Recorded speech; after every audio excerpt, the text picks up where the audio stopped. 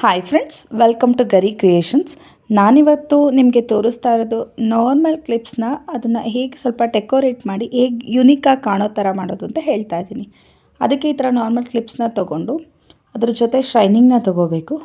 So ಆ ಕ್ಲಿಪ್ಸ್ಗೆ glue ಹಾಕ್ಕೋಬೇಕು. Full ಆ ಇಡೀ ಕ್ಲಿಪ್ಪಿಗೆ ಈ ಥರ ಗ್ಲೂ ಹಾಕ್ಕೊಂಡು ಬರಬೇಕು. ನಾನು ಹಾಕ್ತಾಯಿದ್ದೀನಿ ನೋಡಿ. ಗ್ಲೂ ಹಾಕಬೇಕಾದ್ರೆ ಆ ಕ್ಲಿಪ್ಸ್ ಬಿಟ್ವೀನ್ ಜಾಗ ಬಿಡೋ ಹಾಗಿಲ್ಲ. ಗ್ಯಾಪ್ ಬಿಟ್ಟಾಗ ಏನಾಗುತ್ತೆ ಅಂತಂದರೆ ನಾವು ಆ ಶೈನಿಂಗ್ನ ಅದ್ರ ಮೇಲೆ ಹಾಕಬೇಕಲ್ವಾ. ಸೊ ಆ ಶೈನಿಂಗು ಗ್ಲೂ ಇಲ್ಲಾಂದರೆ ಕೂರಲ್ಲ. ಸೊ ನೋಡಿ, ನಾನಿಲ್ಲಿ ಶೈನಿಂಗ್ ಹಾಕ್ತಾಯಿದ್ದೀನಿ. ನೀವು ಗ್ಯಾಪ್ ಬಿಟ್ಟಾಗ ಏನಾಗುತ್ತೆ ಅಂತಂದರೆ ಆ ಶೈನಿಂಗ್ ಅದ್ರ ಮೇಲೆ ಕೂರಲ್ಲ. ಸೊ ಅಲ್ಲಿ ಗ್ಯಾಪ್ ಆಗುತ್ತೆ. ನಮ್ಮ ಕ್ಲಿಪ್ಸ್ದು ಏನು ಕ್ಲಿಪ್ ಇದೆ ಅದು ಕಾಣಿಸುತ್ತೆ. ಸೊ ಚೆನ್ನಾಗಿರಲ್ಲ. ಸೊ ನೋಡಿ, ಈ ಥರ ಫುಲ್ ಇಡೀ ಕ್ಲಿಪ್ಪಿಗೆ ಗ್ಲೂ ಮೇಲೆ ಶೈನಿಂಗ್ ಹಾಕ್ಕೊತಾ ಬರಬೇಕು. ಸೊ ನಾನಿಲ್ಲಿ ಹಾಕ್ತಾಯಿದ್ದೀನಿ. ಇದು ಕಂಪ್ಲೀಟಾಗಿ ಹಾಕ್ಕೋಬೇಕು. ಕಂಪ್ಲೀಟಾಗಿ ಹಾಕಾದ್ಮೇಲೆ ನೆಕ್ಸ್ಟ್ ಇನ್ನೊಂದು ಕ್ಲಿಪ್ಪಿಗೂ ಕೂಡ ಆ ಥರ ಗ್ಲೂ ಹಾಕ್ಕೊಂಡು ಅದರ ಮೇಲೆ ಶೈನಿಂಗ್ ಹಾಕ್ಕೋಬೇಕು. ಸೇಮ್ ನಾವು ಏನು ಮೊದಲನೇ ಕ್ಲಿಪ್ಪಿಗೆ ಮಾಡಿದ್ವಿ ಅದೇ ಥರ ಇಲ್ಲೂ ಕೂಡ ಗ್ಲೂ ಹಾಕ್ಕೊಂಡು ಅದ್ರ ಮೇಲೆ ಶೈನಿಂಗ್ ಹಾಕ್ಕೊಂಡು ಬರಬೇಕು. ಸೊ ಈ ಥರ ಅದು ಎರಡೂ ಕೂಡ ಕಂಪ್ಲೀಟ್ ಆದಮೇಲೆ ಅದನ್ನು ಡ್ರೈ ಆಗೋದಕ್ಕೆ ಬಿಡಬೇಕು.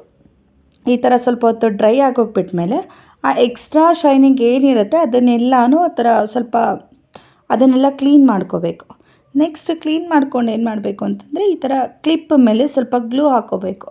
ಗ್ಲೂ ಹಾಕ್ಕೊಂಡು ಇಲ್ಲಿ ಇವಾಗ ನಾವು ಸ್ಟೋನ್ಸ್ನ ಸ್ಟಿಕ್ ಮಾಡಬೇಕಲ್ವಾ. ಸೊ ನಾವೇನಂತಂದರೆ ನಾರ್ಮಲ್ ಕ್ಲಿಪ್ಸ್ನ ಜಸ್ಟ್ ಹಿಂಗೆ ಹಾಕ್ಕೊಳ್ಳೋದಕ್ಕಿಂತ ಈ ಥರ ಏನಾದರೂ ಯುನೀಕಾಗಿ ಟ್ರೈ ಮಾಡಿ ಹಾಕ್ಕೊಂಡಾಗ ತುಂಬ ಚೆನ್ನಾಗಿ ಕಾಣಿಸುತ್ತೆ. ಮತ್ತು ನಮ್ಗೆ ಇನ್ನೊಂದು ಅಡ್ವಾಂಟೇಜ್ ಏನಂತಂದರೆ ನಮಗೆ ಇವಾಗ ಡ್ರೆಸ್ ಮ್ಯಾಚಿಂಗ್ ಎಲ್ಲ ನಾವು ಈ ಥರ ಆಕ್ಸೆಸರೀಸ್ನ ಹುಡ್ಕೋದು ತುಂಬ ಕಷ್ಟ ಇರುತ್ತೆ. ಸೊ ನಾವೇ ಈ ಥರ ಏನಾದರೂ ಮಾಡಿಕೊಂಡಾಗ ಆ ಥರ ಶೈನಿಂಗು ಕೂಡ ಕಲರ್ ಸಿಗುತ್ತೆ. ನಿಮ್ಗೆ ಯಾವ ಡ್ರೆಸ್ ಇರುತ್ತೆ ಆ ಕಲರ್ ತೊಗೊಂಬಂದು ನೀವು ಮಕ್ಕಳಿಗೆಲ್ಲ ಈ ಥರ ಮಾಡ್ಬೋದು. ನೋಡಿ, ಈ ಥರ ನಾನು ಅಲ್ಲಿ ಗ್ಲೂ ಹಾಕ್ಕೊಂಡು ಈ ಥರ ಸ್ಟೋನ್ಸ್ನ ಸ್ಟಿಕ್ ಮಾಡ್ಕೋತಾ ಇದ್ದೀನಿ.